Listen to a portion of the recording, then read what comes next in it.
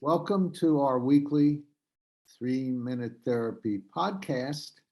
3-Minute Therapy refers to Albert Ellis's REBT. And Kevin, would you give us a brief on REBT? Sure. Rational emotive behavior therapy it was founded by Albert Ellis, and the big idea is that our unhealthy negative emotions are caused by rigid demands that we place on our life, circumstances, ourselves, and just about anything. These beliefs usually take the form of shoulds and musts. I will say, though, that quite often they feel more like attitudes, like something has to happen or it must happen. With these beliefs, we basically make ourselves miserable in our lives. And so what we do is we strive to de-escalate these irrational beliefs back down to healthier preferences. That's it in a nutshell. Yes. And one other thing I wanted to mention in terms of irrational beliefs and what characterizes them is that they often start with a should or a must, but then that, since it's an absolute, it leads to global evaluations. I should do well, and if I don't, I'm no good. You should treat me well, and if you don't, you're a rotten person. And life must go well, and if it doesn't, my life is miserable, and I'll be depressed forever, so I might as well commit suicide. So those are the three main musts, as you're saying, Kevin, and they end with these global evaluations. Now, sometimes you may be aware more of your global evaluations and not so much of your musts and shoulds. And if that's the case, then target those and question and dispute those and abolish your global evaluations. You're never no good as a person. You're just an imperfect human. And someone who treats you poorly is not a rotten person. They are just an imperfect human. And if life doesn't go well, it's not the end of your life or mean you have to be miserable forever, but rather it just means you have hassles, discomforts, and those come and go with all of us. And even if they don't go entirely, you can still get some enjoyment out of life and be somewhat productive if you work on, as Kevin says, disputing the musts and the shoulds that lead to your negative feelings about life. And sometimes they're not from musts and shoulds. Sometimes your negative feelings could be from preferences, but that's something we're going to be discussing in our next podcast next week. But today it's smoking. And as you know, if you've been following our podcast, smoking is a behavior, and our behaviors come from our thinking. All behaviors come from our thinking, just as all emotions do. And so our thinking normally with smoking is escalating our preferences into demands. I prefer not to feel frustrated, and I could escape that with a cigarette. So therefore, I absolutely must not feel frustrated and I have to have a cigarette. So that's the basic structure. There are two other things I want to mention administratively before we give Kevin a chance on this. And that is, number one, REBT was developed by Albert Ellis, a brilliant pioneering psychologist in the 50s, and he dramatically and very significantly changed the course of the psychotherapy movement from the more psychoanalytic, talking about your parents type of therapy, to more present, current day ideas in your head that's causing your emotional disturbance. Situations like your parents abusing you many years ago cannot make you disturbed now. Only your thinking now about it can. Your emotions come from your thinking. And also I wanted to thank Chris Rossini, who's always the man in the background behind the curtain, who keeps these podcasts going with his technical skills. So thanks for that, Chris. Okay, Kevin, did you want to say anything further about smoking, what causes it, and what can be done about it? What causes it? I smoked I smoked quite a bit. What causes it is putting the cigarette in your mouth and lighting the cigarette. That's what causes it in Right. the first place. But all kidding aside, I heard an interview with Ozzy Osbourne. I want to say it was around 2006 or 7, thereabout, on Sirius. And the interviewer asked Ozzy Osbourne, the rock star, what of all the drugs he quit using, what was the most difficult? And he said, cigarettes, man. Cigarettes were the most difficult. And if you go to self-help meetings that deal with addictions, you'll see a lot of people standing outside smoking their cigarettes. Interestingly, smoking, while the consequences of smoking are not as dramatic as, say, those of using methamphetamine or any of those substances, smoking causes more deaths in the United States than every other substance being used combined every year. So it is a very serious health problem. Now, I remember when I quit smoking, the hardest thing for me, and of course it is a should or a must, but it didn't feel that way. It felt more like an urge. And if I could make it verbal, it would have sounded like I have to have a cigarette. I must have a cigarette. It's an intense craving that comes along. And I've quit smoking twice, and it took a few attempts each time to do it. Even though the second time I had nicotine replacement therapy, which I heartily recommend to take the edge off, it still took about, I want to say, 5 to 7 attempts to break free from it each time. So Okay, it's a very tough good. one.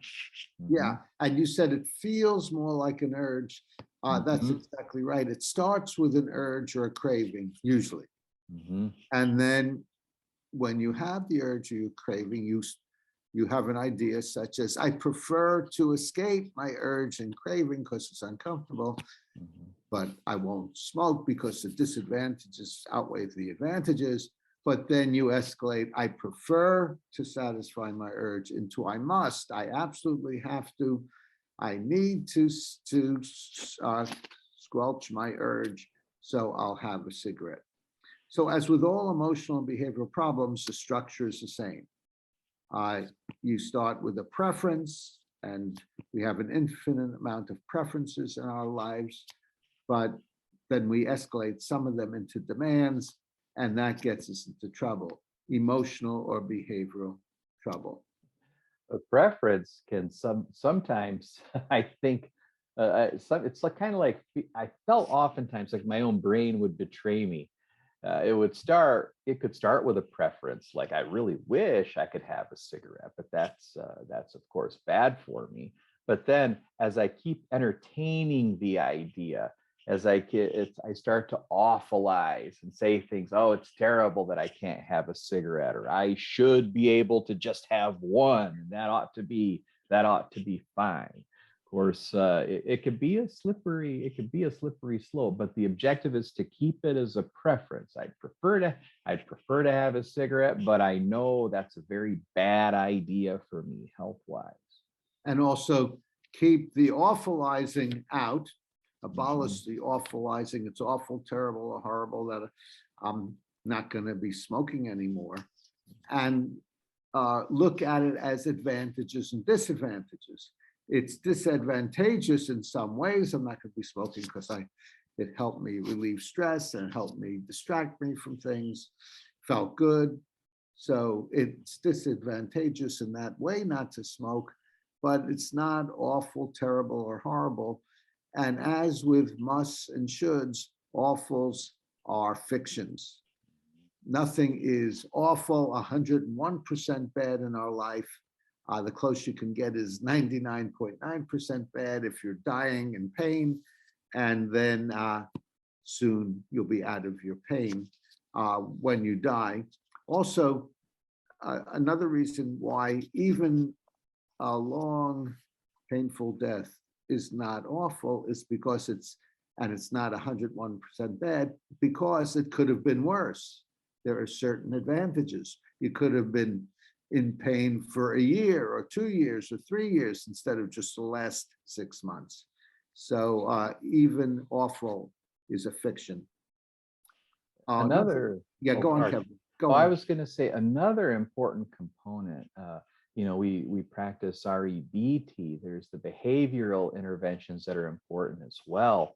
One thing I find for me that if I want to keep something out of my life, like right now, I avoid sugar like the plague. I avoid smoking. I avoid drinking alcohol. There are certain behavioral things I can do to keep those things away from me. I can, first of all, not have it in my house. That's probably the first thing.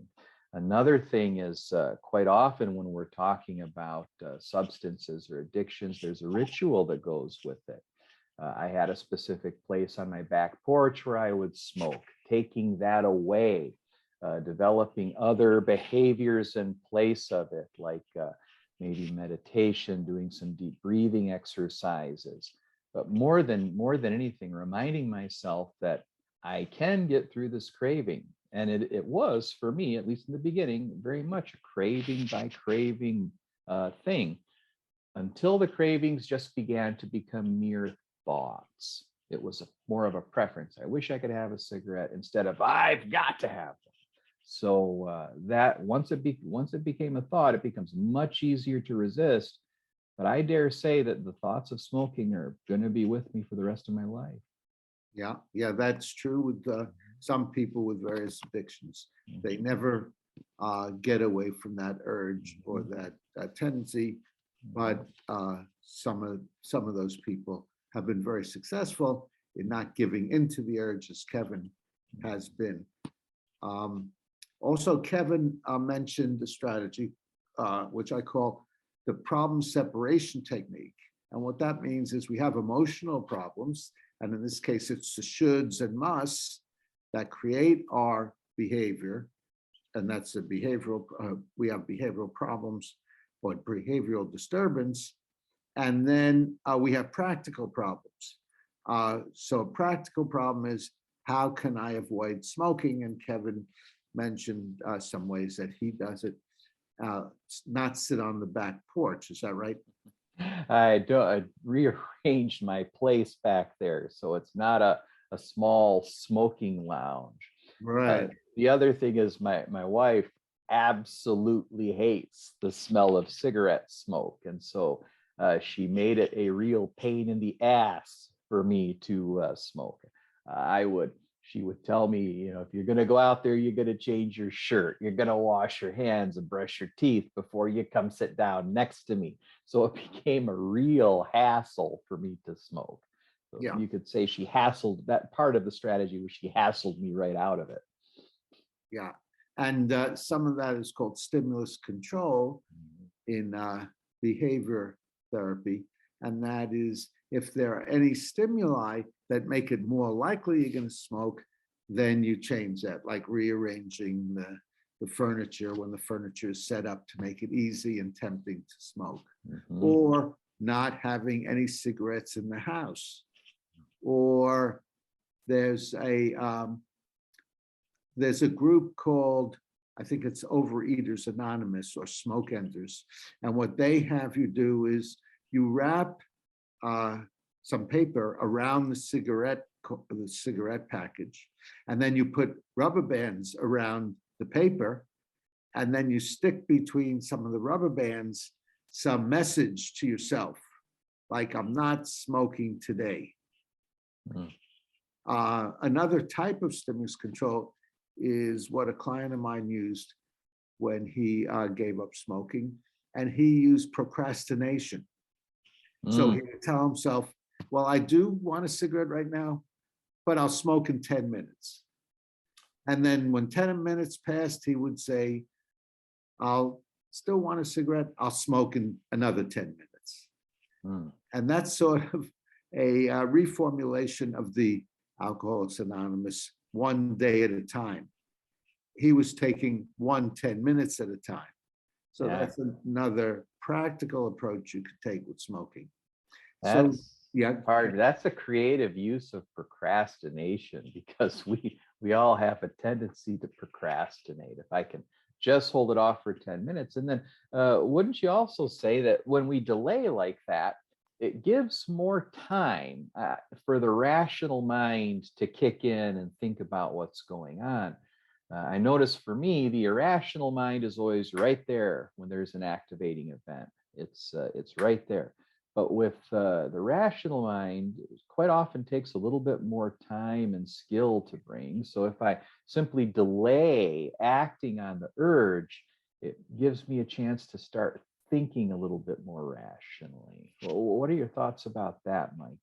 oh, yes, I agree that if you can take some distance from the event of smoking, when between that and the urge to smoke, the preference or the must, then that gives you some time to think and reconsider. Mhm. Yes, yes, I think that's a good approach. Okay, that was my last word. Did you have anything else you wanted to add or mention? No, just a reminder, if smoking still is a serious problem in the United States, if every day 4 747s fully loaded with people crashed to the ground in the United States, that would be a problem, I would think. And I would think that we would ground all aircraft until we figured out why that was happening. That's about the number, last I knew, of the number of people who are dying every day in this country due to cigarette smoking. What was the number, related. Kevin? It's the equivalent to about 4 fully loaded 747s. Which is how many So deaths? I'm not sure the exact amount, but it's it's a lot, right? Yeah, So it's something that we really do. I think it's important for us to focus on as a society, because it still is a problem. yeah, It's responsible for lots of preventable death. And really, as a former smoker, you don't get anything out of it really, except maybe a little bit of relaxation or just the extinguishing of the urge to smoke. So yeah, yeah. And there are many disadvantages, and you mentioned a host of them. So another, what you can do is you can list the disadvantages of smoking and read the list 3 or 4 times a day, or write it, even better. Write the disadvantages, because everything we do because we decide the advantages outweigh the disadvantages. From deciding to get out of bed in the morning to getting to bed at night, we've decided in some tacit, some subconscious way, the disadvantages of not doing it outweigh the advantages, or the advantages of doing it outweigh the disadvantages. So you can reverse that by reminding yourself of the disadvantages, writing out a list, or reciting the disadvantages to yourself many, many times. Okay, anything else you wanted to add as a former smoker, Kevin, and an expert here? no, not at all. Just the best way to quit. The best way not to get out of it is just not to start. That's my best recommendation. Yes, yes. Dumbest decision I ever made. I was 14, so don't do it. Yeah, right. Yeah. And that could go for every day. Don't start. You've been smoking for a while. Don't start smoking today. Right.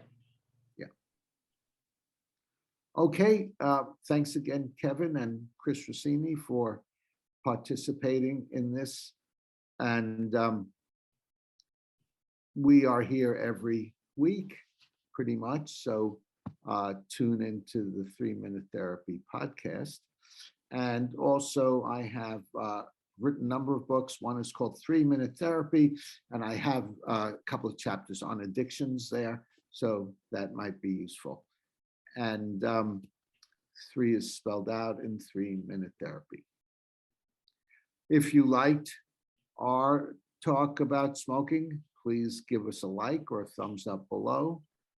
Comment, agreement, disagreement, questions, suggest subjects. We discuss many subjects that are suggested by our viewers.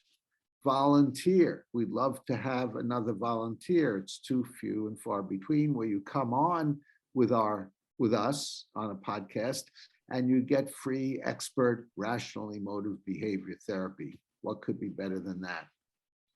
And donate to Patreon to help support us, and subscribe to the 3 Minute Therapy podcast to stay on the rational side of life.